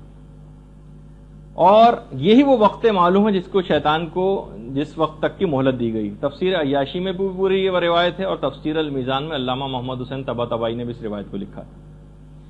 اچھا، کچھ علماء نے کہا کہ جو شیطان کے قتل والی جو روایت ہے اس سے مراد فزیکلی شیطان کا قتل کرنا مراد نہیں، کچھ علماء نے یہ بات بھی کہی، بلکہ اس کے معنی یہ ہیں کہ ابلیسی مکر و فریب کا جو نظام ہے دنیا سے یہ ختم ہو جائے گا، ابلیسی نظریات بالکل ختم ہو جائیں گے اور عقل اور ایمان کی حکومت اس دنیا کے اوپر قائم ہو جائے گی۔ اچھا، اب کیونکہ ہم اس موقع پر آ گئے کہ حضرت حجت اس دنیا سے رخصت ہوں گے اور اس کے بعد پھر ہمارے تیسرے امام جن کی رجت سب سے پہلے ہوگی 70 انبیاء اور شہدائے کربلا کے ساتھ تشریف لائیں گے. کچھ لوگوں نے آ کر باقاعدہ مفضل نے آ کر امام سے کہا، شکایت کی کہ کچھ لوگ رجت کے قائل نہیں. ان کے متعلق آپ امام کیا فرماتے ہیں؟ اچھا ایک بات اور بتا دوں، اب یہ تھوڑے سی فقہی بحث ہے کہ جو رجت کا نظریہ ہے یہ ایک زمانہ تھا کہ جب یہ نظریہ ضروریات مذہب شیعہ میں سے ہوا کرتا تھا. ضروریات مذہب شیعہ ایک باقاعدہ ٹرم ہے، یعنی جس کو کا اگر انکار کر دیا جائے تو وہ شیعت سے خارج ہو جاتا تھا. لیکن موجودہ علماء کا جو نظریہ ہے وہ یہ ہے کہ رجت کے اوپر اعتقاد رکھنا یہ ضروریات مذہب شیعہ میں سے نہیں. یعنی اگر کسی شخص کو اس کے متعلق معلومات ہی نہیں ہے، یا اگر وہ اس طرح کی روایات سنتا بھی، جس میں ابھی آخر ہم آگے چل کر تذکرہ کریں گے بھی اس کا، تو بہرحال اس کی شیعت پہ اس سے کوئی فرق نہیں پڑتا. جب رجت کا موقع آئے گا تو خود ہی دیکھا جائے گا. اور ابھی ایسا کوئی نہیں ہے کہ اگر کسی کو اس کا اعتقاد نہ ہو یا اگر آپ کسی کو یہ بات بیان کریں اسے یقین نہ آئے تو گویا وہ شیعت سے خارج سمجھا جائے. یہ والا ایسا نہیں. اور بس ایک جملہ کہوں گا، اب جس کو سمجھ آئے نہیں آئے تو نہیں، وہ یہ ہے کہ ضروریات مذہب شیعہ بھی بعض اوقات یہ جو نظریہ ہے کہ کون سی چیز ضروریات مذہب میں ہے اور کون سی چیز ضروریات مذہب میں نہیں، یہ بھی وقت گزرنے کے ساتھ کچھ مسائل میں تبدیلی ممکن ہے. ایک زمانے میں ایک چیز ضروریات مذہب شیعہ میں سے ہو اور کچھ عرصہ گزرنے کے بعد وہ ضروریات میں سے نہ رہے. یہ بہرحال ایک فقہی مسئلہ ہے، جس کو ایک اصولی مسئلہ ہے، جس پہ فی الحال اس پہ بات کرنے کی تو ضرورت نہیں ہے. تو مفصل نے آگے کہا کہ مولا کچھ ایسے افراد ہیں کہ جو رجت کے اوپر یقین نہیں رکھتے. تو امام نے کہا کہ کیا ان لوگوں نے ہمارے جد امجد کی وہ اور اہل بیت سے مروی وہ احادیث نہیں سنی جس میں بار بار ائمہ اطہار کی واپسی کی خبر دی گئی؟ کیا انہوں نے قرآن کی وہ آیت نہیں سنی، وَلَا نُذِيقَنَّهُم مِّنَ الْعَذَابِ الْأَدْنَىٰ دُونَ الْعَذَابِ الْأَكْبَرِ، جو باقاعدہ امام نے پھر آیت پڑھی کہ ہم انہیں بڑے عذاب سے پہلے چھوٹے عذاب کا مزہ چکھائیں گے. تو کہا کہ بڑا عذاب تو قیامت کا عذاب ہوگا اور چھوٹا عذاب اس دنیا میں ان ظالموں کے لیے رجت کے زمانے کا عذاب ہے. من العذاب الادنی دون العذاب الاکبر، ہم چھوٹے عذاب سے پہلے ان کو بڑے عذاب سے پہلے انہیں چھوٹے عذاب کا مزہ چکھائیں گے. تو بڑے عذاب سے مراد قیامت کا عذاب ہے اور چھوٹے عذاب سے مراد رجت کا عذاب ہے. اچھا اسی طریقے سے امام نے ایک اور بھی دلیل فرمائی. کہا کہ یہ جو جب مولا سے پوچھا گیا کہ مولا یہ جو سورہ تکاثر کے اندر ہے کلا سوف تعلمون ثم کلا سوف تعلمون، تو اس کے متعلق انہیں معلوم چل جائے گا اور انہیں عنقریب معلوم چل جائے گا، اس کے متعلق آپ کیا کہتے ہیں؟ تو امام نے فرمایا کہ اس سے بھی مراد کہ ایک تو عنقریب ان کو رجت میں معلوم چل جائے گا، بہار الانوار کی جو تیسری جلد ہے اس کے اندر یہ روایت ہے، اور دوسرا ان کو قیامت میں معلوم چل جائے گا. کلا سوف تعلمون ان کو پتہ چل جائے گا، ثم کلا سوف تعلمون اور ان کو عنقریب پتہ چل جائے گا. تو یہ دو دفعہ اس کی تکرار کیوں آئی؟ تو امام نے کہا کہ ایک دفعہ ان کو رجت میں پتہ چلے گا اور ایک دفعہ قیامت میں. سید مرتضیٰ شیخ مفید کتنے ہی ہمارے علماء ایسے گزرے ہیں کہ جنہوں نے باقاعدہ رجت کے موضوع پر تواتر کا دعویٰ کیا اور کہا کہ اس پر اجماع ہے، اور کتنی زیادہ روایات سے اس کی تاکید بھی آئی ہے اس نظریے کی کہ باقاعدہ زیارت جامعہ جو کہ تمام ائمہ کی ایک ہی زیارت پڑھی جاتی ہے، یعنی اگر کوئی زیارت جامعہ پڑھ لے تو سب اماموں کی زیارت گویا اس نے پڑھ لی، اور جس کو علامہ مجلسی نے کہا کہ سب سے صحیح ترین زیارت ہے زیارت جامعہ. اس کے اندر بھی ہے مصدقن برجعتکم، اے مولا میں آپ کی رجت کی تصدیق کرتا ہوں، اے ائمہ معصومین میں آپ کی رجت کی تصدیق کرتا ہوں. اسی طریقے سے جو زیارت وارثہ میں جو چھٹے امام سے جو چیز بیان ہوئی ہے، انی بکم مؤمن و بایابکم موقن، میں آپ پر ایمان رکھتا ہوں اور آپ کی واپسی پر بھی ایمان رکھتا ہوں. یہ بھی اس بات کی نشاندہی، کبھی آپ ترجمے کے ساتھ پڑھیں زیارت وارثہ، انی بکم مؤمن و بایابکم موقن، میں آپ پر ایمان رکھتا ہوں اور آپ کی واپسی کے اوپر بھی ایمان رکھتا ہوں. اس سے بھی ہے. اسی طریقے سے زیارت آل یاسین جس کی کہا جاتا ہے کہ دیدار امام کے لیے جو سب سے مجرب ترین زیارت ہے وہ زیارت آل یاسین. اگر کوئی زیارت کرنا چاہے امام کی اپنی آنکھوں سے تو زیارت آل یاسین پڑھے. اس کے اندر بھی ہے انا رجعتکم حق، میں گواہی دیتا ہوں کہ آپ کی رجعت اور واپسی بالکل برحق ہے۔ اچھا، اب ضروری نہیں ہے کہ ہمیں ہر روایت کو، جیسے کہ ہم لوگوں کا ایک مجالس سنتے سنتے اور مناظرے کی گفتگو سنتے سنتے ایک ٹرینڈ ہو گیا ہے کہ ہمیں ہر نظریے کا اس بات مخالف فرقے کی کتابوں سے درکار ہوتا ہے، اگرچہ ان کے ہمارے پاس روایات ہیں کہ ہم ان کی کتابوں سے بھی یہ چیز کیسے ثابت کریں گے، لیکن بہرحال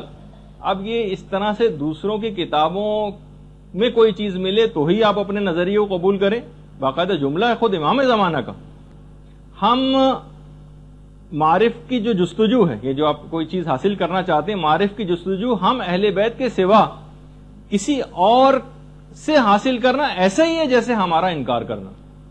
یعنی ہم یہ نہیں کہ ہمیں فلاں فلاں کی کتابوں سے اگر رجعت کے متعلق ہمیں دلائل ملے تو ہم اس کو مانیں گے، ورنہ ہم اس کو نہیں مانیں گے۔ تو بہرحال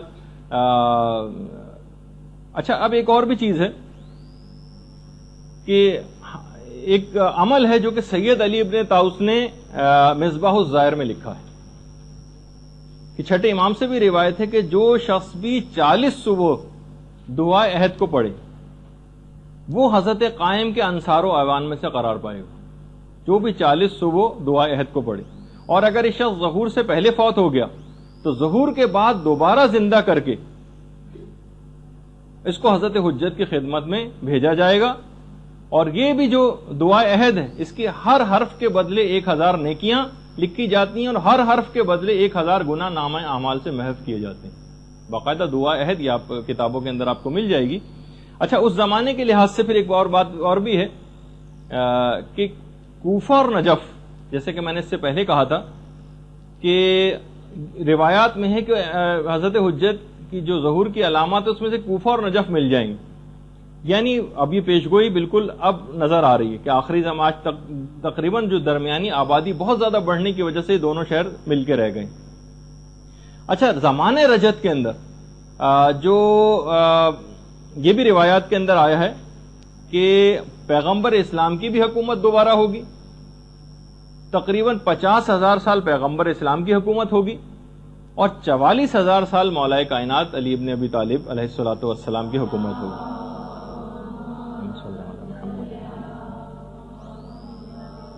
مولا کائنات اور پیغمبر اسلام کی ملاقات نجف میں ہوگی، اور ایک باقاعدہ ایک مسجد بھی تعمیر ہوگی۔ پہلے امام کے لحاظ سے بھی ایک ہے، اور ایک زمانے رسول خدا کے لحاظ سے بھی ایک روایت آئی کہ اس میں 1200 دروازے ہوں گے، جبکہ امام زمانہ والی جو مسجد ہے اس کے متعلق 1000 دروازوں کی جو سید ابن طاؤس نے روایت نقل کی۔ ایک روایت میں کہ پوری دنیا کی جو عمر ہے یہ 1,00,000 سال ہے، ایک روایت ہے، اس میں 20,000 سال تو عام لوگ حکومت کریں گے، اور 80,000 سال آل محمد کی حکومت ہوگی۔ 20,000 سال عام لوگوں کی حکومت ہوگی، اور 80,000 سال اس دنیا میں آل محمد کی حکومت ہوگی۔ اچھا، روایات میں ملتا ہے کہ امیر المومنین کی رجعت 2 دفعہ ہوگی، ایک دفعہ تو پیغمبر اسلام کے ساتھ تشریف لائیں گے، اور ایک میں ہے کہ خود امام حسین علیہ الصلوۃ والسلام کے ساتھ تشریف لائیں گے۔ اچھا، رجعت کے سلسلے میں بھی وہ، جیسے میں نے آپ کو ایک گفتگو اس سے پہلے ہوئی تھی، اس میں کہا تھا کہ جمادی الثانی کے آخر میں جو بارشیں ہوں گی، ایک تو ظہور سے پہلے کی بھی بارشیں ہیں، اور ایک رجعت سے پہلے بھی بارشیں ہوں گی۔ اتنی شدید بارشیں ہوں گی، اتنی 10 روز تک تو اتنی زبردست بارش ہوگی کہ آج تک لوگوں نے ایسی بارش نہیں دیکھی ہوگی، اور یہ بارش جب مومنین کے قبور کے اوپر پڑے گی تو اس سے جسم نمو پائیں گے، اور لوگ مٹی کو جھاڑتے ہوئے اپنی قبروں سے باہر آ جائیں گے، اس حالت میں اٹھیں گے کہ مٹی سروں سے گر رہی ہوگی۔ زمانے رجعت میں جو شخص بھی دوبارہ اٹھے گا وہ اپنی سابقہ عمر سے دگنی عمر پائے گا جتنی اس سے پہلے اس نے حاصل کی تھی۔ اچھا، جو اس زمانے میں روایات میں یہ بھی ہے کہ جو ناصبی ہوں گے، جو دشمنان اہل بیت چند ایک رہ جائیں گے، ان کے متعلق اس آیت کی تفسیر میں جو ہم نے اس سے پہلے برزخ کے عذاب میں ذکر کی تھی، فَإِنَّ لَهُ مَعِيشَةً ضَنْكَ، کہ ان کا جینا بڑا تنگی کا جینا ہوگا۔ ایک روایت میں ایک تو یہ ہے کہ قبر سے مراد ہے، ایک اور روایت بھی ہے چھٹے امام کی کہ اس سے مراد ناصبی ہیں، زمانہ رجعت میں ان کی غذا اور خوراک بنی آدم کا فضلہ ہوا کرے گی، جو ناصبی ہیں۔ تو بہرحال اچھا، اسی لحاظ سے اکثر علماء نے ایک چیز اور بھی اس میں لکھی ہے کہ بہت سارے ظالمین ایسے ہوں گے جن کی رجعت کئی دفعہ ہوگی، اور وہ ہر دفعہ اپنے کیے کی سزا پائیں گے. یعنی ایک دفعہ کی دی گئی سزا زمانہ رجت میں ان کے لیے کافی نہیں ہوگی. رجت میں ایک بات یاد رہے کہ زمانہ رجت میں توبہ کا دروازہ بالکل بند ہے. کسی کی کوئی توبہ قبول نہیں ہوگی زمانہ رجت میں. چھٹے امام کی ایک اور روایت بھی ہے کہ رجت میں دو طرح کے لوگ اٹھائے جائیں گے, یا تو خالص مومن ہوں گے یا خالص کافر ہوں گے. درمیانی جو مومنین ہوں گے ان کو نہیں اٹھایا جائے گا سوائے اس کے کہ وہ اس بات کی خواہش رکھیں. باقاعدہ تفسیر نور الثقلین کے اندر پوری تفصیل ہے اس کی. اچھا, اب ایک چیز یہ سوال پیدا ہوتا ہے کہ جو رجت ہوگی یہ اجباری ہوگی یا اختیاری ہوگی. تو دیکھیے بہرحال ظالمین کوئی اپنے شوق سے سزا پانے کے لیے تو اٹھیں گے نہیں. مومنین کے لیے اختیاری ہوگی. باقاعدہ فرشتے جا کر ان سے پوچھیں گے کہ اگر تمہارے امام نے ظہور کیا ہے, اگر تم ان کی نصرت کے لیے جانا چاہتے ہو تو چلے جاؤ. کون مومن بدنصیب ایسا ہوگا جو اس وقت انکار کرے گا؟ البتہ ظالمین کے لیے تو کوئی شوق سے نہیں آئیں گے, ان کی اجباری ہوگی. اچھا, پھر اس کے بعد مفضل کی ایک چھٹے امام سے بھی روایت ہے کہ جو بھی پوچھا گیا کہ جو بھی اشتیاق رکھے گا حضرت حجت کی زیارت کا, اس کی آخر وہ حسرت پوری کیسے ہوگی؟ تو بہرحال اس کی دعا کرنا, بہرحال روایت میں تو بہت سارے اس طرح کے, ہم میرا خیال ہے آپ کی خدمت میں اس سے پہلے بیان بھی کر چکے ہیں کہ وہ کون کون سے ہم طریقے اختیار کریں کہ جس سے ہم اس بات کی خواہش رکھتے ہوں کہ ہم زمانے رجت میں اٹھائے جائیں. جو اعمال ہیں تو خیر میں نے اس سے پہلے بیان بھی کر چکا. رجت میں کون کون اٹھے گا یہ بھی میرے خیال ہے پچھلی دفعہ کے کسی ایک لیکچر میں نے آپ کی خدمت میں بیان کیا تھا. ایک تو حضرت خضر ہی ہوں گے جن کی عمر اس وقت میں نے بتائی تھی کہ تقریباً 6000 سال, اور ان کو جو اتنی طویل ترین زندگی دی گئی ہے حضرت خضر کو, ان کے متعلق بھی روایت میں یہ ہے کہ حضرت خضر کو اتنی طویل زندگی کا دیا جانا یہ اس بات کے لیے ہے, تقویت پہنچانے کے لیے کہ وہ حضرت حجت کی طویل ترین زندگی کے گواہ قرار پائیں, اور لوگوں کے سامنے بھی ایک ایگزامپل رہے کہ جن کو تم بالکل مانتے ہو 100% کہ ایک عام شخص بھی تھے یا چلے نبی بھی تھے, تب بھی بطور اعجاز اگر پروردگار چاہے تو اتنی طویل عمر بھی کر سکتا ہے. حضرت خضر کی تو 6000 سال, حضرت حجت کی تو 1000 سال سے کچھ زیادہ ہے عمر. تو بہرحال اچھا, اسی طریقے سے ایک روایت یہ بھی ہے جو کہ ہمارے امام حسین علیہ الصلوۃ والسلام سے ہے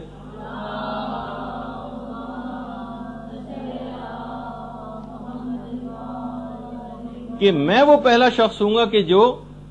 جس کے لیے زمین شگافتہ ہوگی. اچھا, اس کے علاوہ سلمان فارسی بھی اٹھائے جائیں گے زمانے رجت میں, ان کا بھی روایت میں تذکرہ آیا ہے. مقداد کا بھی تذکرہ آیا ہے. جابر بن عبداللہ انصاری کا بھی تذکرہ آیا ہے. حضرت ابو دجانہ انصاری کا بھی تذکرہ آیا ہے. دیکھیے حضرت ابو دجانہ ان کے متعلق ملتا ہے کہ جنگ احد میں سب لوگ چھوڑ کر چلے گئے تھے پیغمبر اسلام کو سوائے مولا کائنات کی اور ابو دجانہ کی. پیغمبر نے کہا تھا ابو دجانہ بیعت میں نے تمہاری گردن سے اٹھا لی, تم بھی اگر جانا چاہو تو چلے جاؤ, اور جہاں تک رہی بات علی کی تو وہ تو مجھ سے اور میں ان سے ہوں, لیکن میں تم پر سے اپنی بیعت کو اٹھاتا ہوں. ابو دجانہ نے کہا یا رسول اللہ ایسا ہرگز نہیں ہوگا. کیا آپ چاہتے ہیں کہ میں آپ کی بیعت کو چھوڑ کر اور اپنی زوجہ اور اپنی اولاد کے پاس چلا جاؤں جو خود ایک دن مرنے والے ہیں؟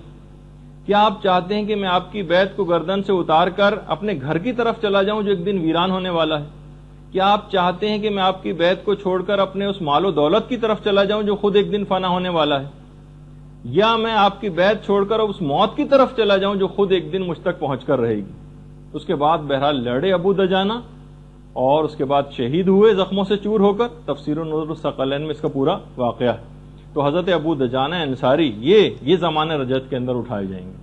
اسی طریقے سے حضرت مفضل ابن عمر چھٹے امام کے جو صحابی, خود چھٹے امام کہتے ہیں مفضل تم حضرت قائم کے دائیں طرف کھڑے ہوں گے اور تم لوگوں کو اس طرح سے امرو نہیں کرو گے, اور آج سے زیادہ اس زمانے میں لوگ تم سے فرمان کو حاصل کیا کریں گے. مفضل ابن عمر کو امام فرما رہے ہیں کہ تم دائیں طرف کھڑے ہوں گے اور تم اس زمانے میں بھی امر بالمعروف اور نہی عن المنکر کیا کرو گے, اور اس دن تم سے آج سے زیادہ لوگ فرمان حاصل کیا کریں گے. اسی طریقے سے زمانہ رجت میں اٹھائے جانے والے افراد میں مومن آل فرعون بھی ہوگا. مومن آل فرعون جن کا قرآن کے اندر بھی تذکر آیا ہے. اچھا یہ بھی حضرت امام مہدی کے اصحاب میں سے قرار پائیں گے. اس کے علاوہ حضرت موسیٰ کے جو وصی تھے یوشع بن نون، یہ بھی زمانے رجت میں اٹھائے جائیں گے. روایت میں ملتا ہے کہ ان کی بھی جو زندگی ہے حضرت یوشع کی، یہ جو ان کے وصی تھے حضرت موسیٰ کے، ان کی زندگی بہت زیادہ حضرت امیر المومنین کی زندگی سے مماثلت رکھتی. چھٹے امام فرماتے ہیں کہ انہوں نے حضرت موسیٰ کے بعد بہت تکلیفیں اٹھائیں، اور بالکل پیغمبر اسلام کی طرح سے ہی حضرت موسیٰ کی جو زوجہ تھی، ان کو کچھ منافقین نے اس بات کے لیے تیار کیا کہ وہ حضرت یوشع کے ساتھ جنگ کریں، اور جنگ ہوئی. بہرحال حضرت یوشع کو اس میں فتح نصیب ہوئی، اور حضرت شعیب کی جو بیٹی تھی یہ اصل میں حضرت موسیٰ کی زوجہ تھی. یہ جب گرفتار ہو کر لائیں تو حضرت یوشع نے ان کو معاف کر دیا. البتہ ایک بات اور بھی کہی کہ میں جب قیامت کے دن حضرت موسیٰ کے پاس جاؤں گا تو آپ کی شکایت کروں گا، کیا آپ کی وفات کے بعد آپ کی زوجہ نے کس طرح سے مجھ سے جنگ کی. تو زوجہ حضرت موسیٰ نے کہا وائے ہو مجھ پر، خدا کی قسم اگر مجھے جنت میں جانے کی اجازت مل گئی تو میں اس میں داخلے سے شرم کروں گی کہ موسیٰ وہاں پر موجود ہوں گے، میں نے کیسے منہ دکھاؤں گی کہ میں نے ان کی حرمت کو پامال کیا اور پردے سے باہر نکل آئی اور ان کے وصی سے میں نے جنگ کی. یعنی بالکل وہی مولا امیر المومنین کے واقعات سے بہت مماثلت ان میں رکھی ہے. البتہ علماء نے کہا ایک فرق ہے کہ مولا کے زمانے میں جو خاتون تھیں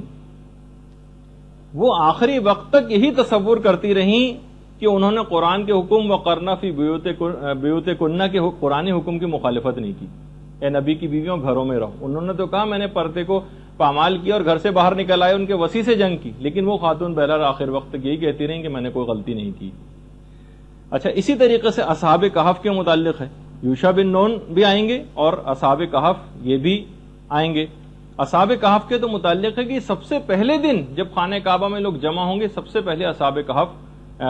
پہنچیں گے پہلے ہی دن، اور یہ ان 313 افراد کے اندر شامل ہوں گے. ایک بات اور بھی کہے بغیر نہ رہ جائے اس میں کہ اکثر لوگوں کے ایک زمانہ تھا جب ہم یہ اس پہ گفتگو کر رہے تھے برزخ کے حالات پر اور جسم مثالی پر گفتگو ہوئی تھی، ایک نظریہ یہ ہے لیکن علماء نے اس کا رد کر دیا، کہا کہ جو رجت ہے یہ جسم اصلی پر واقع ہوگی، جسم مثالی پر واقع نہیں ہوگی. اس میں جسم مثالی نہیں ہوگا، جسم اصلی اٹھایا جائے گا رجت کے اندر. اور پھر اب اتنا وقت پھر نہیں رہا تو بہرحال اس میں بس ایک آخری چیز اور بیان کر دیں ہم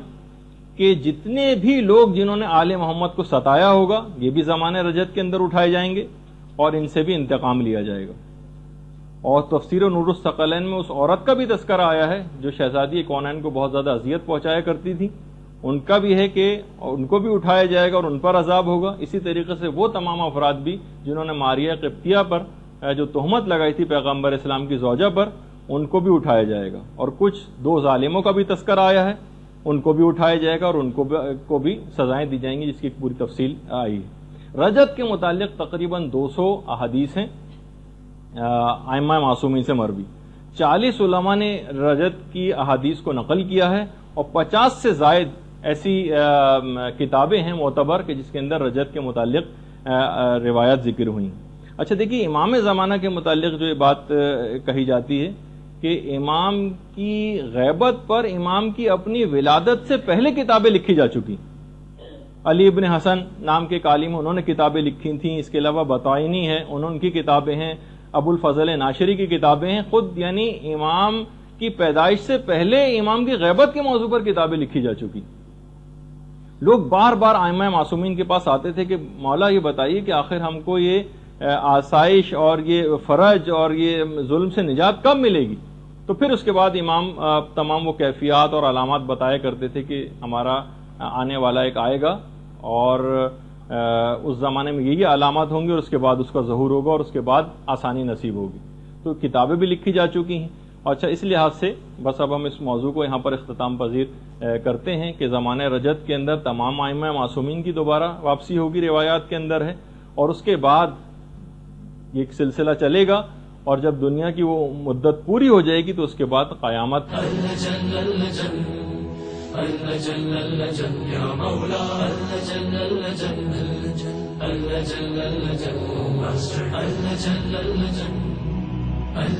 يا صاحب السماء